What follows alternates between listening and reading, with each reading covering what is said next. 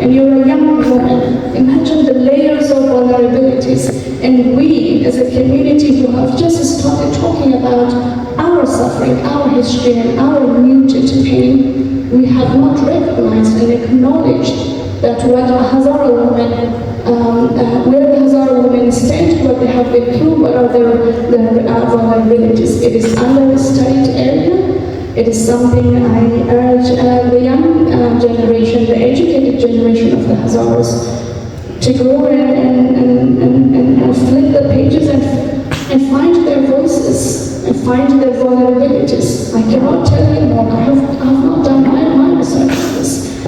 There are millions out there, and we need to talk to them, we need to identify, we need to study, and especially at this time that Afghanistan is under a gender apartheid under the Taliban rule. Every woman in Afghanistan is imprisoned, but if you are a Hazara woman, your vulnerability and the level of discrimination against you just adds on. And I think this is probably the most at-risk population that we need to look at. Today, we speak about Kutch, look at from there to there. It's all girls' picture.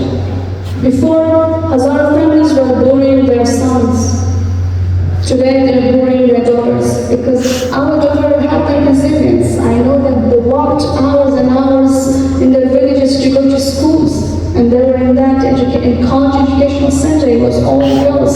So the Shehdai school were all girls. And the target was gender, but also Hazara. And we, if others are not recognizing it, we need to recognize it, and we need to acknowledge, we need to give space and platform for more voices of our women to come and talk. We don't know, it's an alien voice, an alien feature that we still yet to discover and give them time. And I thank you also, and every other girls and women in this hall today for you to come and impose yourself and claim your space, because we have our fight is a lot more harder than our brothers, unfortunately. But I also hope that we as a community, as a progressive community, thinking ahead, thinking adjusting ourselves to a 21st century future, to bring our women and understand and acknowledge their vulnerabilities, and also their meaningful participation in all aspects. Please don't give us symbolic roles. Please don't be tokenistic with your representation and giving women voice. It has to be real, it has to be meaningful. We have lawyers, we have doctors, we have nurses in the community, and they all have something to bring on the table. And they're as important as everybody else's voice. Yeah, and that change starts from our own homes as well, right? And in every conversations that we have, from home to the community level and beyond, how much are we not just including women, but supporting women to be at those places so they don't have to deal with the complexities of that additional responsibility that comes with the burden of representation. I promised I will take some questions from the audience. There is a lot to talk and unpack, and we can be talking about it for hours and days, right? So maybe we'll have 2 to 3 questions from the audience. If you've got a question, put your hand up and I might pick you. But please keep it very short. Just get to your question. We've covered a lot of background already. I've got, speaking of gender equity, I'm going to go first to Ms. Zahra there, and then Khalid here. Any other questions? One at the back, and then the fourth one in the middle, and we'll leave it at that. Questions? Take 2 questions. Ms. Zahra.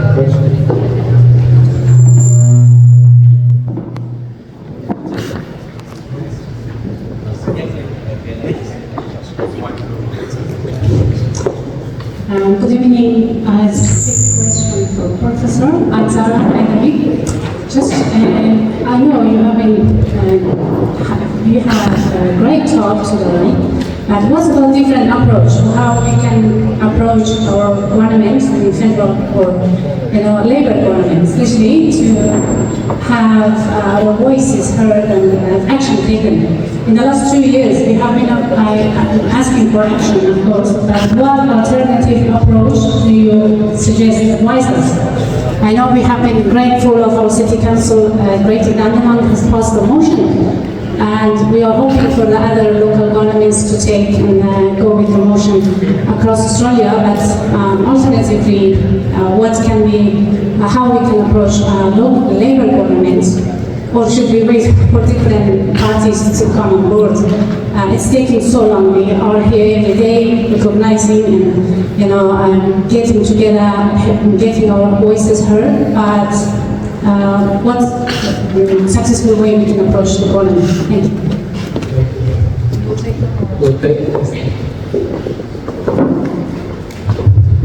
Thank you. Farmanda, maybe you can prescribe talk to Farsi. ما تصدق از میکنم با خودم بخاطر که دست خانواده من از دیگر رفته و از اونها مراقبت نتونستم خوب خواهیم بدنام کنه نتونستم و امروز میدونم که خود خواص ملبورن اینجا هستن و از خود پرسان میکنیم که ما چی کار باید بکنیم، چرا مردم با ما خیلی همراهی نمیکنن، نقش ما چی هست. و از دانشگاه و سیاست شما رو میارم دگرام به زمین ملبورن و بک دگرام این افغانستان. ما دارم برندهایش میکنیم نسل کشیده ایستانبولاش که از این اکتیویتی که میکنیم از واقعا خود و از خود میخوایم پرسان کنیم که به خاطر که این دیگه in افغانستان در بازی اونجا different ریشه‌های مختلف بین‌المللی دارد. The root is internationally because different people in the world. مردم هزاره دستش از سیاست به سرحال کوتاه هستند. استخبارات منطقه و جهان به اونجا گیم بازی میکنند. ما چه قسمی رنگین‌های را منتج و نتیجه کنیم. نشود که شبکه حقانی و او یکیش جمهوریت و او یکیش سر ایدادخواهی‌های ما گیم بازی میکنند. ما به عنوان یک کنشگری رو احساس کرده در دوره قبلی اونا این تئوریا رو میفروختند، کارهایی میکردن که جهان در بلبله بیاید بازیگرای اصلی دست اول بین خود معامله میکردن سر هشتگ‌های ما، سر تظاهرات‌های ما. So I think briefly my question is that we are going to actively advocacy for this genocide, but the game in Afghanistan has got some good internationally, to the Western country and proxy war. So how we can make it touch to the result actively, because Hazara people doesn't have got the first active hands on the politics and they're not active. So we're talking about diaspora, and this diaspora should not use against us. Thank you.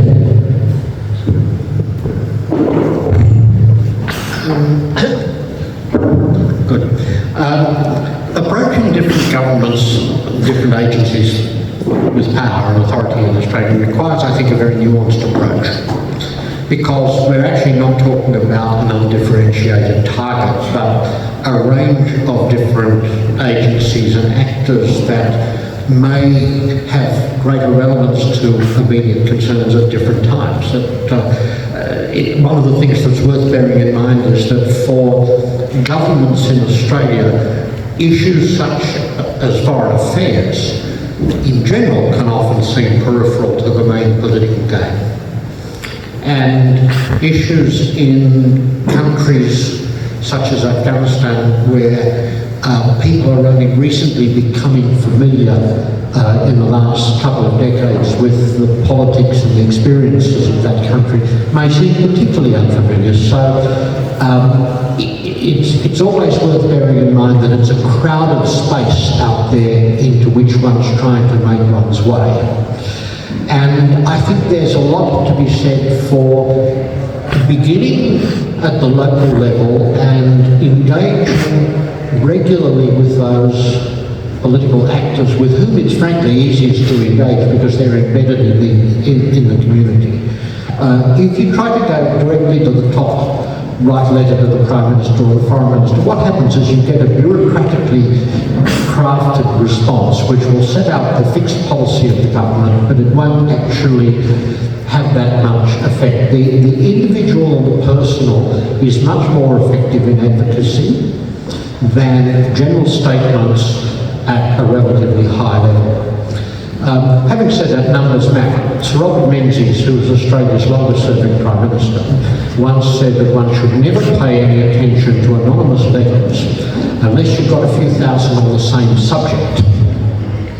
So the extent to which people within the community do mobilise effectively across the board in a regular and routinized fashion can be important. But it's also, I think, the case that you will have much more impact if your case is carefully crafted. If you actually claim no more than the evidence that's available to you will justify. Because if you go in to advocate and you have a set of Florida claims that can't be substantiated, then you lose credibility. Whereas if you have chapter and verse about the horrors that you're protesting, then you're in a much stronger position. And frankly, the photographs here of the individual victims of the Codge atrocity carry a punch that you don't get if you simply send in a message that said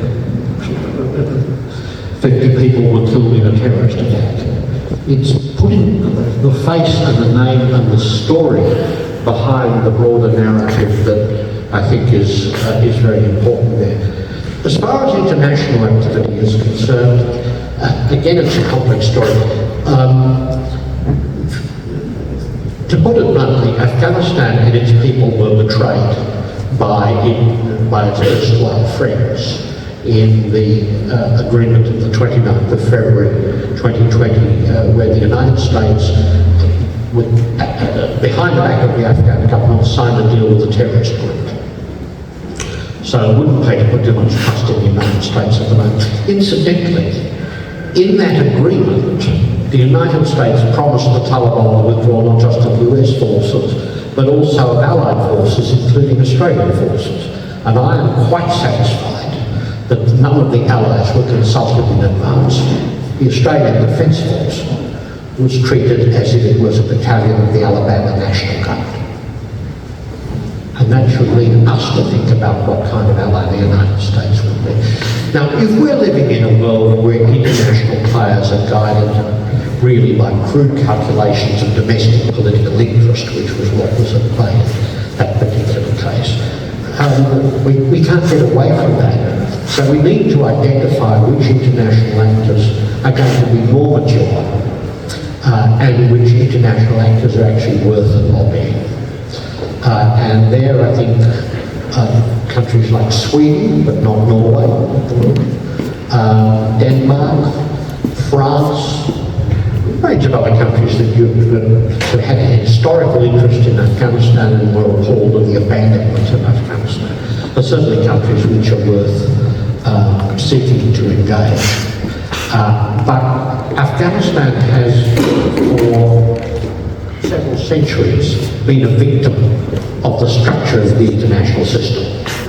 And that's not going to go away. So the best one can do is hope to work around that and find pathways by which one can engage with people who are genuinely committed to seeing a better future for Afghanistan, and who of course can then be ready if some event occurs in Afghanistan that opens the door for political change. And I'll share, just in conclusion, one story. In 1998, I was a member of a small group that was advising the UN envoy, Lakhdar Brahimi, on the developing political situation under the Taliban at that time. And there was a UN official called Michael von der Schulenburg who wrote a paper saying that the Taliban were here to stay and that the UN simply had to adjust to that. He was the same man who was hit over the head with a teapot by Mullah Hassan in Kandahar, if you have long memories, Mullah Hassan was just the last of a long range of people who wanted to hit him on the head with a teapot, I assume. That proved to be one of the worst misjudgments you could come across, because September 11th then came along and suddenly the Taliban were out on their ear.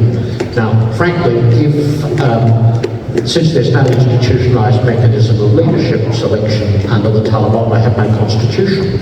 If Mullah Hibatullah in Kandahar got a kidney stone and died of toxic shock or whatever, the regime would probably come to pieces at that point. And international actors should actually be spending a certain amount of time thinking about how they will position themselves to cope with that kind of eventuality. Sorry to go on this. No, that's good for Pula, if you're okay. I think Professor Mary has covered most of the answer to the question. We might move to the next question, because I know that there is so much to say here. So we might take the other two questions and then we'll wrap up the conversation here. There's a gentleman at the back over there. If you have you got a mic with you? Please keep your questions short. We don't need more background and context. We've covered most of that. And no, okay, I'm giving a question away. Thank you. Last one.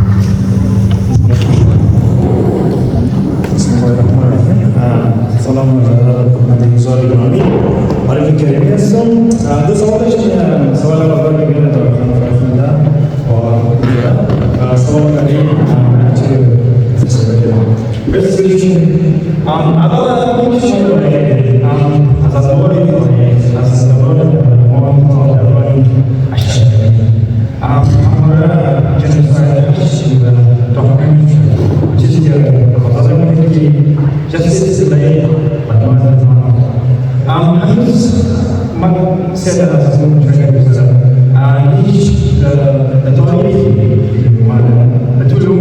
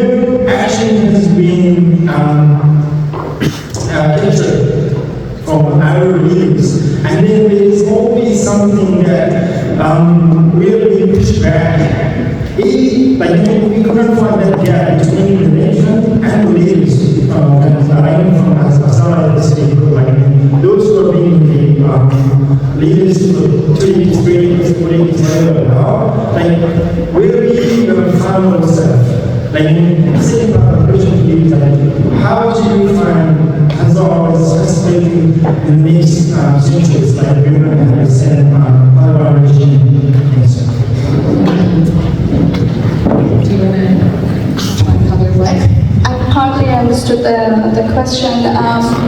I share your frustration about nothing much has been done, all the list and on and on. I think what we missed to probably cover in this session was the limits of law and the limits of international law especially. But I also want to acknowledge and recognize that what the community has done so far in the last, especially in the last 2-3 years, we have achieved so much in terms of recognition of the laws. we have been looking and documenting before, like 5 years ago.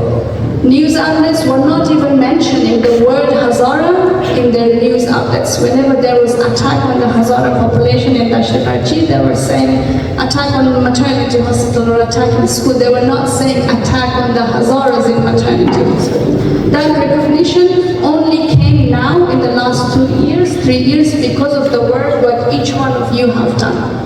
Your advocacy, raising voice, shaping the narrative, creating the narrative.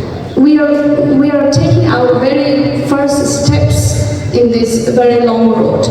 That's why when the crime against our people was not recognized as a targeted crime or as a targeted attack. That's why, as I mentioned before, there was no perpetrator brought to justice. They were saying, okay, in Afghanistan there's 50 people to 200 people dying across Afghanistan, including in Helmand, Andar, Nangarhar, north, south, everywhere, and Hazaras as well. But what they missed was not recognizing that these particular attacks were on the Hazaras, and that's what we have achieved in the last 2 or 3 years because of our collective efforts and advocacy of curating the narrative and identifying the factual information and codifying it under international law that these are persecution, these are targeted killing, and these are elements of genocide. Only now, it is very, very early, and I know I share your hopelessness in this, that it has happened for so long. Why we haven't been able to bring anyone to justice? And here I want to just also call out that we need collective and coherent effort in our work. Every members of our family or community is doing something, but we need to identify strategically. We have limited resources, we have limited manpower, we have big challenges. 1, 2, 3. These are the 3 areas that we need to work. Number 1, we need to work on the recognition of Hazara genocide. Curate working group. We don't have to all work together, 5-6 million people. We can't work together. Be practical. What each group, each individual can bring into the recognition of the Hazara. Write a paper, form a group, do something, and that helps in the bigger body of the work that we could help in recognition of the Hazaras. There's one thing I want to share, that we are dependent on ourselves. We can't. We have to work hard our own self, and unfortunately, with the evacuation and then the absence of the international community and their self-betrayal and denial of the situation in Afghanistan, we are left on our own. Afghanistan is left on its own, and the Hazara people are left on their own. And it's up to us now that we have to work harder, we have to do it ourselves. Otherwise, we cannot look up that the international law would come in on, because as John mentioned, international law is very political. Genocide is very political. They only recognize when it's in their interest. Look at the situation and then the interactions with what happened in Ukraine and with Russia, with the Taliban in Afghanistan. It's worse situation in Afghanistan, but very different approaches. Why? It's very political. It's unfortunately the nature of international politics, the nature of the limits of international law, and that's why you and I have to do our work much more coherently, much more strategically, and much more focused and strongly along the way. But we should not lose hope. Thank you. One very quick point from Azada, and then we'll wrap up. I think that's my daughter, Craig. So thank you so much for such a good question. Yes, justice will be denied, but justice will be late, but it should never be denied. What happened in Afghanistan has been documented, has been written by some very segregated, very small parts, especially by take us putting our egos aside and really coming together as a people and working together. And when you talk about victim survivor groups, that's, this is so complicated because we're all victim survivors, right? This slow genocide means each and every one of us here has a specific experience that we want to advocate for, so it just adds to that complexity. On that note, please put your hands together for our panel.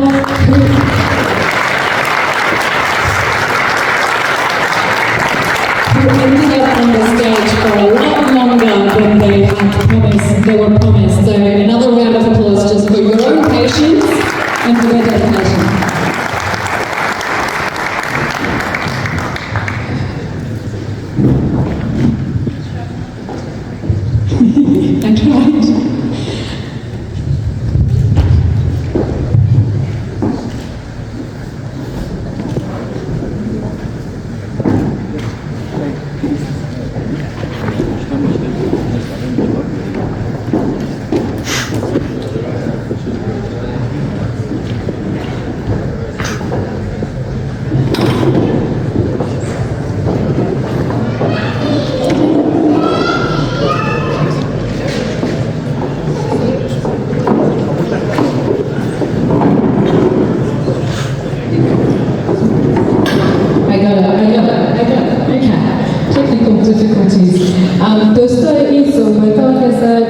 بسیار complicated بسیار طولانی هم میشه، اما نیازش هست که ما باید این رقم مابین خوب بشیم درباره علمی که صادرخانه گپ دهیم. موبایل پیشم بود و مسیجا پشت زمان که برنامه بسیار طولانی شده، برنامه طولانی شده رابطه، اما من گفتم نه ضروره که این سوالات شنیده شود و اکسپرتس که اینجا بود اینا در اون سوالات اینوالو باشن و دیگران سهم میگیرن. این برنامه ما هرچی زیادتر بتانیم این باید ما سپورت کنیم و شرکت کنیم درش. متاسفانه نتونستیم که هم انگلیسی باشه هم در فارسی، شاید برنامه‌های دیگهش خوبتر باشه. پنل اینجا بسیار موضوعات بسیار مهم را اشاره کردن و یکی از اون به همبستگی خود ما بود که اشاره کردن باید یک دسته یک جای کنیم منتظر کسی دیگه نشیم، اما باید همون ادوکسی، همون انرژی که مصرف میکنیم، همون دادخواهی که میکنیم، همون پولی که مصرف میکنیم، این برنامه خود آسان برگزار نمیشه، اما در یک ثمره خوب برسه. سر میزان پشت اجندا یا فرم هستن که در او اگر علاقه داریم پیدمی برنامه که ارگانایزیشن چون نیازش بسیار زیاده، از این بابت اگر علاقه داریم که اینوالو باشیم سهم میگیریم در ارگانایز کردن از این برنامه، فقط هم نام و شماره تلفن و ایمیل آدرس خود رو مشترک کنیم we will be in contact. بعد از این شرایط برنامه یک مجلس ریاضتر یا یک میتینگ ریاضتر هم میگیریم که بین خود بشینیم و از این برنامه فیدبک بگیریم از شما هایی که اینجا بودین، شما نظرسنجی شود که برنامه میشه و چرا بود و آینده چرا بتانیم اینا را خوبتر و بهترتر جور کنیم تا کسی نباشه بگوید که من میخواستم شرکت کنم اما نشد، معلوم نبود که ارگانایز کننده کیه و سردارا کیه و ماتر بشینیم تا 3 روز پیش از برنامه باز پیشنهادات خود پیش بیاریم. برنامه این رقم مجلسات 100% مردمیه، هیچ کس کدام مؤسسه نیه که فعلا ارگانایز کردن. کلانهای ما بزرگوارای ما فعلا در این مجلس هستن سپورت کردن این برنامه را تا ما بتانیم این حال بگیریم و کارهای دیگهش را پیش ببریم. بشکر به همکاری خود شما هستن. I encourage you to please put your names on the contact form. We will be in touch for a feedback meeting. We've just got a few more things, maybe another 20 minutes, and we will call it a night. But to bring a bit of a break to the procedures of tonight, we're going to have a very quick musical performance by Hussein Gala, our very capable sound and technician support there as well, and some fun. No? So maybe just Hussein himself, Hussein Gala himself. Over to you, whenever you're ready. And during that